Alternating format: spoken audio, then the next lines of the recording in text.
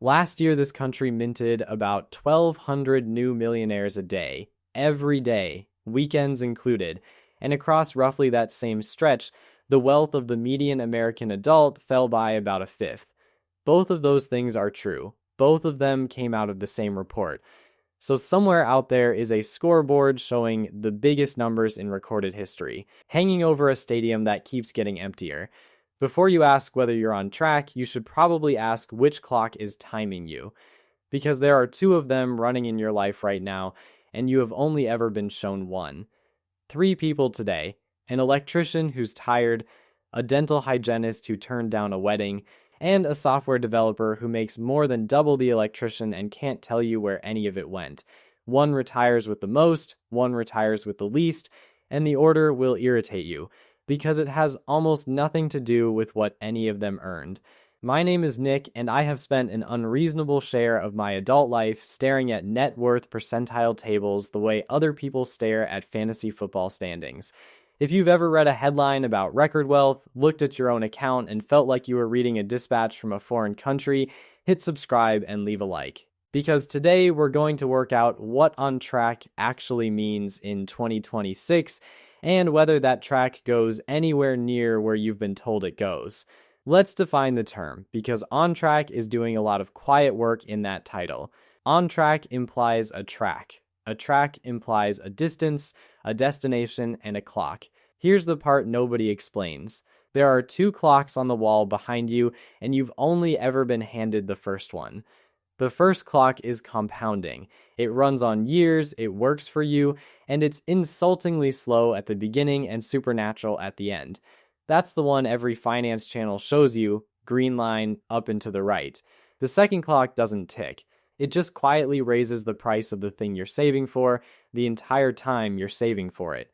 Houses, tuition, childcare, the number you actually need to stop working. Every year you spend running at the finish line, something moves the finish line.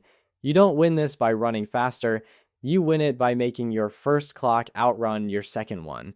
Everything else here is learning to read them both. Let's start with your finish line, because I'd bet money you've got it in the wrong place. Per the Federal Reserve Survey of Consumer Finances, if your household net worth hits $1 million, you're at roughly the 82nd percentile in America. 82nd. Genuinely good. It also doesn't put you in the top 10%. That starts around 1,920,000. So congratulations, you're a millionaire, you're comfortably upper middle class, and you're one entire additional $1 million from the top 10th of the country. Enjoy the plaque. It gets stranger as you climb. Top 5% starts near 3,780,000. Top 1%, somewhere around 13.5 million. Look at that spacing. 82nd percentile to 90th is about $1 million. 95th to 99th is about 10 million. The ladder doesn't just get taller, the rungs get further apart. Until you're not climbing a ladder at all, you're standing at the bottom of a wall with a helicopter parked on top of it. Now here's the thing that warps every conversation you've ever had about this. Mean household net worth in America is a bit over $1 million. Median household net worth is about $192,900. The average is more than 5 times the middle. Using the average to describe American wealth is like using the average temperature of an oven and a freezer to plan a picnic. Technically accurate, nobody's eating. If a hedge fund manager walks into a diner with 9 line cooks, the average person in that diner is a millionaire and nobody in the kitchen can make rent. So when somebody tells you the average American household has $1 million, they've told you nothing about any actual American, including you. Median describes a person. Mean describes a distribution. Headlines love the mean, because the mean makes better headlines and worse decisions. Alright, 3 people. Otis is 41, an electrician making about $62,300 a year. His van smells like copper wire and gas station coffee, and there's a radio on the dash with paint on the volume knob that only gets one station. He isn't trying to get rich. Otis has a finite number of ladders left in him, his knees have already told him the number, and he'd like to stop climbing around 60 instead of 68. Wanda is 26, a dental hygienist, making about $87,500. She spends her days looking into people's mouths and telling them things they already know and haven't done, which is roughly what I do for a living, so I won't be smug about it. She isn't thinking about retirement. She's 26, retirement isn't a real word yet. What she wants is to never repeat last March when she skipped a friend's wedding because the flight was $400 and $400 was, that month, the whole conversation. Alton is also 41, he writes software, makes about $132,000, more than double Otis. His garage holds a Peloton, a kayak that's been in the water twice, and a truck with a payment near the national average of $770 a month. What Alton wants is simple and a little sad. He'd like to feel the raises he keeps getting. Hold on to those three, because one of them is closer to you than you'd like, and you probably already know which. But first, you need to see how you're being scored. Fidelity publishes the famous ladder. 1 times your salary saved by 30, 3 times by 40, 6 times by 50, 10 times by 67. Row Price says around 11. It's a reasonable framework, and both companies also sell you the funds you'd put that money into. That doesn't make them wrong, it makes them interested. Now, here's what you're actually being measured against. If you're under 35, the median household in your bracket has about $39,000 to its name. 35 to 44, about $135,000. 45 to 54, about $247,000. 55 to 64, about $364,000. Find your bracket. That's the middle of the country, not the bottom. Retirement accounts specifically tell an uglier story. Vanguard's most recent report puts the average 401k balance around $168,000 and the median around $44,000. There it is again, the same trick, the average sitting 4 times higher than the person. And even that flatters us, because Vanguard can only count people who have a Vanguard account. Roughly half of private sector workers have no employer retirement plan available to them at all at any given moment. They're not losing this game, they were never issued a uniform. So if you're 47, earning $75,000, and sitting on $87,000 in retirement accounts, the industry benchmark says you should have $450,000. That is not a shortfall, that's a different sport. Now let me show you the other clock, and this is where the math stops being depressing and starts being almost unfair in your favor. Wanda starts putting $600 a month into a broad index fund at 26 and never raises it once. 39 years to 65. At 7% after inflation, she arrives with about $1,460,000 in today's purchasing power. On her actual statement, at 10% before inflation, it'll read about $3,400,000. Sit with those two numbers because that's both clocks in one sentence. 3.4 million is what the screen says. 1.5 million is what it buys. Same money. The difference is the cost clock, eating 39 years of your lunch, politely, one bite at a time. Now watch what waiting costs, because this is the number you want. Same Wanda, same $600 a month, but she starts at 35 instead of 26. She lands at about $732,000 in today's dollars. 9 years of waiting cost her roughly $730,000. Every dollar she'd deposit in her entire working life adds to about $280,000. So those 9 years cost her more than 2.5 times everything she would ever put in. That's the most expensive purchase in personal finance, and it doesn't feel like a purchase at all. Nobody hands you a receipt for a delay. Here's the same idea pointed at you directly. To land $2 million in today's purchasing power by 65, if you start at 22, about $610 a month, at 30, about $1,110, at 40, about $2,470, at 50, about $6,310 a month. Same destination, same everything, and the price multiplies by 10 across a single working lifetime. Every year you spend deciding, the meter runs, which is exactly why Otis is not out of this. He's 41 with $11,000 saved, and he starts moving $900 a month, which on $62,000 a year is not a spreadsheet decision. It's a series of small refusals repeated for 24 years.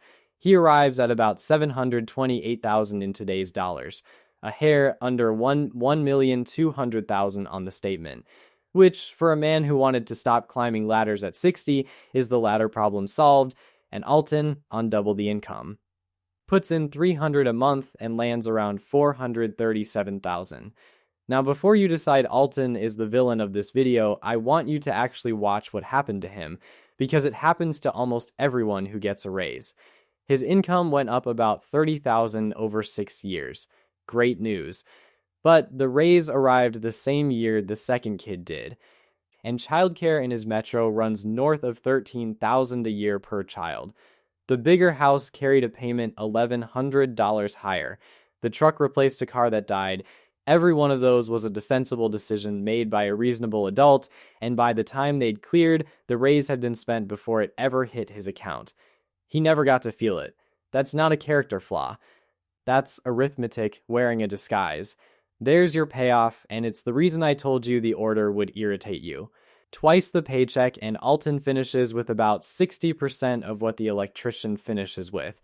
Wanda, who earns less than Alton and started with literally nothing, laps them both. Income was the worst predictor of the three. It usually is. Before we go further, I owe you the number that quietly repriced every retirement plan in America. Morningstar's most recent work puts the safe starting withdrawal rate around 3.9% over a 30-year retirement. So $2 million throws off about $78,000 a year before tax. And if that $2 million is sitting in a traditional 401k, you own maybe 75 cents of every dollar on that screen. The IRS has been a silent partner in your account for decades and has never once attended a meeting. So $2 million isn't yacht money. $2 million is a solid middle-class income with no boss attached to it, which is a wonderful thing to own. It's just not the thing the word multi-millionaire puts in your head, and you deserve to know that before you spend 30 years chasing the wrong picture. Quick and boring but necessary. I'm not a financial advisor, and none of this is financial advice. It's arithmetic, some Federal Reserve data, and a fairly strong opinion about how that arithmetic usually gets presented to you. Now, I want to be careful here, because there's a version of this video that leaves you feeling like a failure, and that version is both cruel and wrong. Here's what the data says about where millionaire wealth actually comes from. Ramsey Solutions surveyed 10,000 millionaires. 79% inherited nothing. 89% were the first generation in their family to get there. Top 5 career fields: engineer, accountant, teacher, management, attorney. Doctor didn't make the list. And roughly a third never earned $100,000 in a single year of their lives. Fair warning, that study is self-selected, self-reported, and run by a company that sells financial courses, so treat it as directional, not gospel. But it rhymes with Thomas Stanley's older research, which found most millionaires were first generation, had never paid more than about $400 for their best suit, and tended to stay in the same house for 20 years. And it rhymes hard with Ronald Read. Read pumped gas in Brattleboro, Vermont, then swept floors at a JCPenney. He wore a flannel coat held together in places with safety pins, and he parked far from the meters to avoid the fee. When he died in 2014 at 92, his family found 95 stock certificates in a safe deposit box worth roughly $8 million. Procter & Gamble, Johnson & Johnson, utilities, nothing exotic, nothing anyone would call a strategy. He'd bought them across 5 decades, never sold a share, and let the dividends buy more. He left $4.8 million to the local hospital. Nobody in that town had any idea. Reed never earned what Otis earns. He never earned what you earn. He just gave the first clock more time than almost anyone alive, and he never once let the second one talk him out of it. And you will never hear about the Ronald Reeds, because a man quietly not selling anything for 50 years does not trend. And if you're quietly counting on an inheritance, know the odds. Only about a quarter of households ever receive one, and if you're in that quarter, the median is near $69,000. Not nothing, also not a dynasty, and not arriving in time to change your 30s. That great wealth transfer everyone writes about, the one near $124 trillion, is more than half funded by the wealthiest 2% of families. It isn't rain, it's irrigation, and the pipes were laid long before you got here. So the path is real, and it isn't gated behind a trust fund. Good, now let's talk about why the second clock got so loud, because pretending it didn't is how you end up blaming people for the weather. In the early 1980s, roughly 6 in 10 private sector workers had a pension as their only retirement plan. Today, it's about 4%. That's not a policy tweak. That's the entire market risk of your old age being moved off a corporate balance sheet onto your kitchen table on a Tuesday with no ceremony and no vote. The question are, you on track did not exist for your grandfather because somebody else was keeping track. Then the prices ran. Since 1980, home prices are up around 550%, while incomes are up around 370%.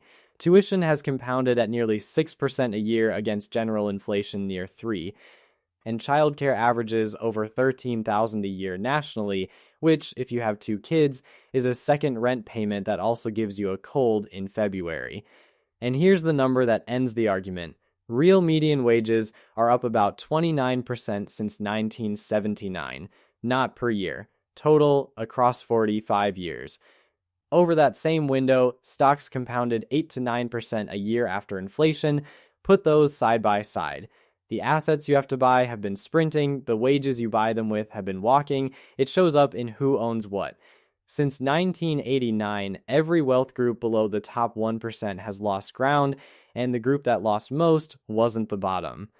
It was the upper middle, the 50th through 90th percentile, down from about 36% of national wealth to 29%.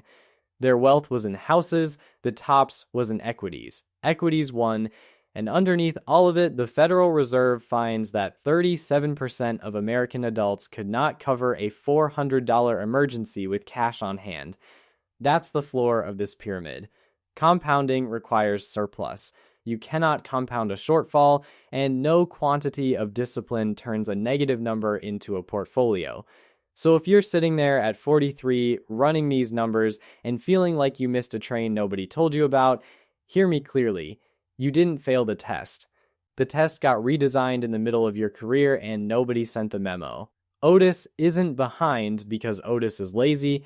Otis is behind because the entire architecture of American retirement changed under his feet while he was up a ladder wiring somebody's kitchen.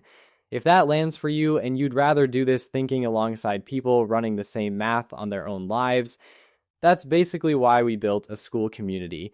It's a room full of people arguing about spreadsheets instead of arguing in comment sections. Links below, come say hello. Now let me argue against myself, because you should hear the strongest version of both sides. The optimistic case is genuinely strong and not enough people say so. The average fund fee has fallen from about 87 basis points in 2004 to around 34 today, which is one of the largest transfers of wealth to ordinary people in financial history, and it happened with no press conference. 61% of plans now enroll you automatically, up from about 10% in 2006. And you can buy the entire world stock market from your phone in a fraction of a share for free in about 11 seconds. Reed needed a broker, a telephone, and 95 pieces of paper in a bank vault. You have better tools than a man who died with $8 million. Congratulations, now what? The pessimistic case is also strong. The Shiller price-to-earnings ratio is north of 40, the second highest reading in about 140 years, behind only 1999. Vanguard is forecasting 4 to 5% nominal for U.S. stocks over the next decade. Research Affiliates is forecasting under 1% real for large caps. Those are forecasts, not facts, and forecasts have been wrong in both directions. But the honest version of 7% is that it's a historical average, not a promise you were made. And then there's the gap that belongs entirely to you. Morningstar finds investors earn roughly 1.2 percentage points a year less than the funds they own, purely from when they buy and when they panic. Other researchers argue the real cost is smaller. Either way, the direction is the same. The fund did fine. The human operating it had feelings. So, are you on track? Here's the honest answer, and it isn't a number. Three things determine this, and your salary is not among them. What percentage of your income goes in, how many years it gets to compound, and how much you leak along the way in fees, taxes, and panic, rate, time, and friction. That's the entire machine. Everything else is decoration. Notice what's missing: your job title, your age against somebody's chart, whether you started at 22 or 41. Wanda didn't win because she was clever, she won because she was early. Otis started at 41 and he's still going to be fine, not because he found a trick, but because he changed the one variable he actually controlled and then refused to touch it for 24 years. So here's what I'd leave you with. Multi-millionaire sounds like a destination. It isn't. It's a byproduct. Nobody who got there was chasing the word. They were buying one specific thing, and the thing was the ability to say no. No to the shift, no to the boss. No to the client who calls at 9 at night. 78,000 a year of not being asked. That scoreboard from the start, the one lighting up 1,200 times a day, was never measuring you.